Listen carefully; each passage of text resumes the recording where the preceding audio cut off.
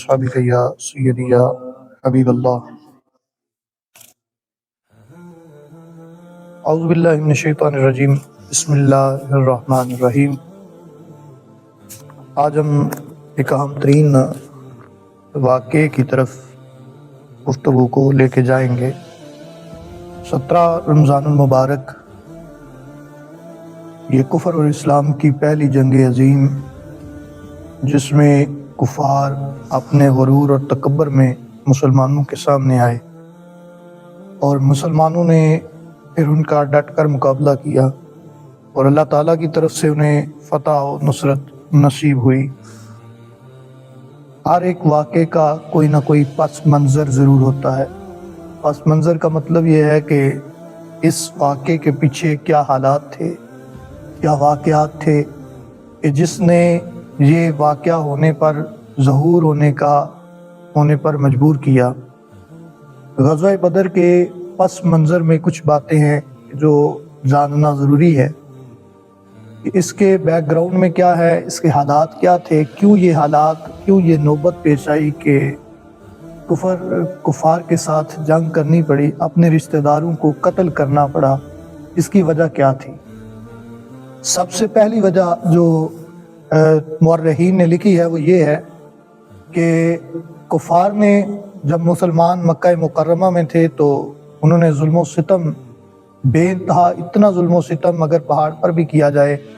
تو پہاڑ بھی ریزہ ریزہ ہو جاتا ہے، اس قدر ان پر ظلم و ستم کیا۔ ان میں سے کئی مثالیں ہیں ہمارے سامنے۔ جناب سیدنا عمار بن یاسر رضی اللہ تعالیٰ عنہ کو جس انداز کے ساتھ انہوں نے تکلیفیں پہنچائی، اور آپ کی والدہ ماجدہ حضرت سمیہ رضی اللہ تعالیٰ عنہا کو جس انداز کے اندر انہوں نے شہید کیا، وہ شہادت کا ایک منظر ہمارے سامنے موجود ہے کہ وہ شہادت کس انداز میں ہوئی کہ آپ کی دونوں ٹانگیں باندھ دی گئی اونٹ کے ساتھ، ایک اونٹ اس طرف اور ایک اونٹ اس طرف، اور دونوں کو بگایا گیا تو اب ان کی ہڈیاں جو ہے وہ گوشت اتر گیا، یہاں تک کہ آپ اللہ تعالیٰ کی بارگاہ میں حاضر اور پیش ہو گئی۔ یہ سب سے پہلا واقعہ تھا اسلام کی سب سے بڑی شہیدہ کہ جنہوں نے اسلام کے لیے بہت بڑی قربانی دی۔ سب سے بڑا پس منظر یہی تھا کہ کفار کے ظلم و ستم اور ان کی کارستائیوں کا بدلہ لیا جائے۔ اور دوسری وجہ یہ تھی کہ قریش مکہ جو تھے، کفار تھے، انہوں نے مسلمانوں کی جائیدادوں پہ، ان کے اموال پہ، ان کے کاروبار پہ، ان کے گھروں پہ قبضہ کر لیا تھا۔ اب ظلم سہنا بھی یہ بہت بڑا جرم ہے۔ اکثر ہمارے ہاں یہ ایک مقولہ بولا جاتا ہے کہ ظلم کرنے والا بھی مجرم ہے، لیکن اس سے زیادہ مجرم وہ ہے کہ جو ظلم سہ رہا ہے، جو ظلم کی چکی میں پس رہا ہے۔ اب وہ اگر مزید ظلم سہتا رہے، اپنے آپ کو اس ظلم کی چکی سے آزاد نہ کروائے، تو وہ بھی اسی مجرم کی طرح ہے کہ جس طرح ظلم کرنے والا ہے۔ یہ اکثر مقولہ ہم سنتے ہیں اور یہ بات سنتے ہیں۔ اب یہ بات یاد رکھیں کہ کفار کے ان جو اموال پر قبضہ تھا اور ان کے کاروباروں پہ قبضہ اور ان کی اموال کو جس انداز میں انہوں نے قابض کر رکھا تھا، اس کا بدلہ لینے کے لیے مسلمانوں کو میدان عمل میں آنا پڑا۔ اس کے علاوہ ایک پس منظر اس کے حوالے سے مورخین نے یہ بھی لکھا ہے کہ جناب ابو سفیان رضی اللہ تعالیٰ عنہ، جو ابھی اسلام انہوں نے قبول نہیں کیا تھا، جناب ابو سفیان تجارتی مال لے کر ملک شام سے واپس مکہ مکرمہ جا رہے تھے۔ اللہ کے محبوب صلی اللہ تعالیٰ علیہ وسلم کے صحابہ اور نبی پاک صلی اللہ علیہ وسلم کو اس کی اطلاع دی گئی کہ ابو سفیان جو ہے وہ تجارتی سامان لے کر، وہ ہوگا بھی استعمال مسلمانوں کے خلاف، تجارتی اس میں جنگ کا ساز و سامان تھا۔ تو حضور سید عالم صلی اللہ تعالیٰ علیہ وسلم نے، میرے آقا و مولا حضور فخر عالم نور مجسم صلی اللہ تعالیٰ علیہ وسلم نے صحابہ سے مشورہ کیا تو گروہ دو تھے۔ اب جناب ابو سفیان کو یہ خطرہ لاحق ہوا کہ مسلمان مجھے چھوڑیں گے نہیں۔ انہوں نے خفیہ رسانی جو ہے انٹیلیجنس کے ذریعے اپنا پیغام مکہ مکرمہ میں پہنچا دیا کہ ہمیں تو خطرہ ہے جناب، آپ ہماری مدد کو پہنچے۔ ادھر ابو جہل کو جب یہ اطلاع ملی تو ابو جہل 1000 کا لشکر لے کر بدر کے مقام تک پہنچ گیا۔ جب بدر کے مقام پہ پہنچا تو نبی پاک صلی اللہ تعالیٰ علیہ وسلم کے صحابہ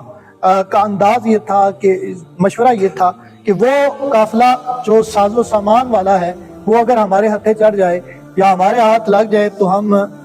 ان کا سامان بھی لے لیں گے اور ان کو دبانے کا ہمارے پاس ایک بہترین موقع ہمارے پاس موجود ہے۔ جو ظلم و ستم وہ کرتے رہے، اب ظلم و ستم کا بدلہ لینے کا ظلم ہے۔ لیکن اللہ رب العالمین کو کچھ اور ہی منظور تھا۔ اب 1000 کا لشکر لے کر جناب ابو سفیان نے بائی پاس کیا مدینہ طیبہ کو اور باہر سے ہی مکہ مکرمہ پہنچ گئے۔ آپ کے ساتھ جو تجارتی جو ہے وہ لوگ تھے وہ وہاں پہنچ گئے، انہوں نے جا کے اطلاع دی جناب ہم باہر و عافیت پہنچ گئے ہیں، آپ واپس آ جائیں۔ اب مکے کا سردار تھا، مکے کا چودھری تھا، اس نے کہا یہ تو میری ناک لگنے والی بات ہے، اب میں واپس نہیں آؤں گا۔ اب تو انہوں نے رسیاں پکڑی ہوئی تھی اور کہا کہ آج تو ہم مسلمانوں کو رسیوں کے ساتھ باندھ کر لے کے جائیں۔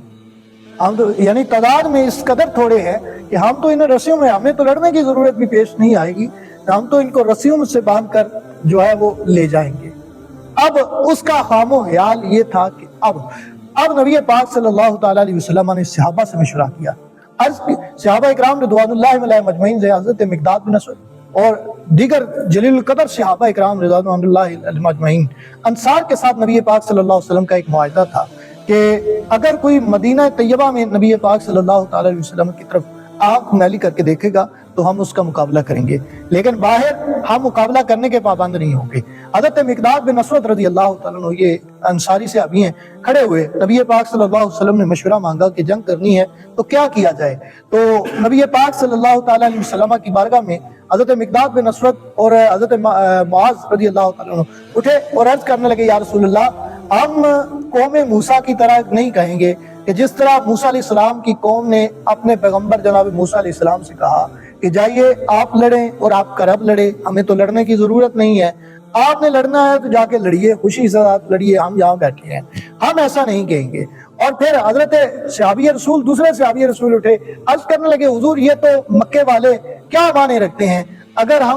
ہمیں آپ سپر پاوروں سے بھی لڑنے کا حکم دیں، روم اور کیسر و کسرا سے بھی لڑنے کا حکم دیں تو آقا علیہ السلام ہم خوشی سے اس کو بھی قبول کر لیں گے اور ہم دریا میں سمندر میں گھوڑے ڈال دیں گے، آپ کے حکم کی فرما برداری کریں گے، اطاعت کریں گے، فرما برداری کریں گے۔ اس بات کے اوپر رسول اکرم صلی اللہ تعالیٰ علیہ وسلم بڑے خوش ہوئے اور اللہ کے محبوب صلی اللہ تعالیٰ علیہ وسلم نے صحابہ کو چلنے کا مشورہ دیا۔ ایک گروہ تو یہ چاہتا تھا کہ وہ جو تجارتی سامان ہے، لیکن اللہ کو منظور یہ تھا کہ وَلَوْ کَرِ وَيَقْطَعَ دَابِرَ الْكَافِرِينَ، اللہ کافروں کی جڑوں کو کاٹ دے۔ اللہ کو تو یہ منظور تھا کہ جڑوں کی ان کے کاٹنا یہ ہے کہ ان کو قتل کیا جائے۔ ان کے بڑے بڑے سردار جو ہیں وہ اس جنگ میں شہید ہوئے، قتل ہوئے اور جہنم واصل ہوئے۔ نبی پاک صلی اللہ تعالیٰ علیہ وسلم کے 14 صحابہ اکرام رضوان اللہ علیہم اجمعین جنت کے مہمان بنے اس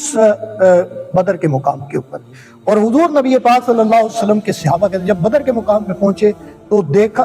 305 کے قریب، ایک روایت میں آتا ہے 305 افراد موجود تھے، اور 8 صحابہ وہ تھے کہ جن کو اللہ کے رسول صلی اللہ تعالیٰ علیہ وسلم نے، اگرچہ وہ جنگ میں شریک نہیں ہوئے تھے لیکن ان کے جنگ میں شریک نہ ہونے کی وجہ سے اللہ کے محبوب نے خصوصیت کے ساتھ ان کو غنیمت کا حصہ عطا فرمایا تھا۔ اور ان میں حلیفہ صوم جناب سیدنا عثمان ابن عفان رضی اللہ تعالیٰ عنہ بھی موجود تھے، جو کہ نبی پاک صلی اللہ علیہ وسلم کے دامادنی ہیں۔ آقا علیہ السلام کی پیاری شہزادی حضرت رقیہ رضی اللہ تعالیٰ عنہ جو کہ اس وقت علیل تھیں، بیمار تھیں، ان کی عیادت کے لیے آپ رکے تھے اور نبی پاک صلی اللہ تعالیٰ علیہ وسلم نے ان کو بھی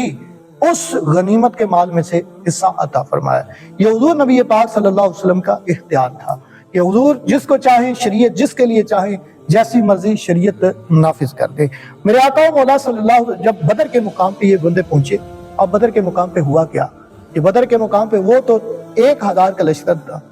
ادھر بھوک تھی، ادھر جناب وہ اونٹ ذبح کر رہے تھے، لیکن کسی ایک صحابی نے، بابا جی کہتے ہوتے تھے کسی ایک صحابی نے یہ نہیں کہا کہ حضور وہ تو اونٹ کھا رہے ہیں اور اونٹوں کی سرید بنا کر شوربے کھا رہے ہیں اور ہمیں ایک کھجور پہ گزارا کرنا پڑ رہا ہے،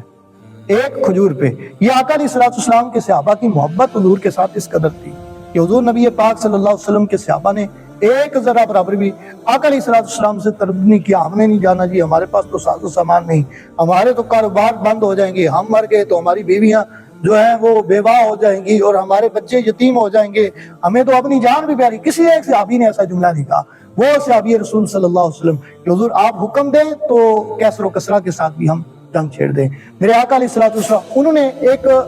بڑی جگہ سنبھال لی کہ جہاں پہ بالکل پاؤں برابر تھے، لیکن یہاں پہ جو مسلمانوں کی جگہ تھی وہ ریتلی تھی۔ اللہ تعالیٰ نے کیا اس میں حکمت کیا ہوئی، مدد کیسے ہوئی، فرشتوں کے ذریعے اللہ تعالیٰ نے ان کی مدد کی، اور کس انداز کے اندر بارش ہوئی، اور وہاں پہ جہاں پانی ریتلی تھی وہ بیٹھ گئی، ریت بیٹھ گئی۔ اب وہ جو دوسرا زمین تھی وہ کیچڑ آلود ہوگی، اب وہاں پہ ان کے پاؤں جمتے نہیں تھے۔ 1000 کا لشکر لے کر جو آئے تھے، بڑی جناب ان کو رسیوں کے ساتھ باندھ دیں گے، وہ اب چلتے ہیں، کہتے ہیں صحابہ کی تلوار ہاتھ اوپر ہوتا تھا تو گردن پہلے کٹ جاتی تھی۔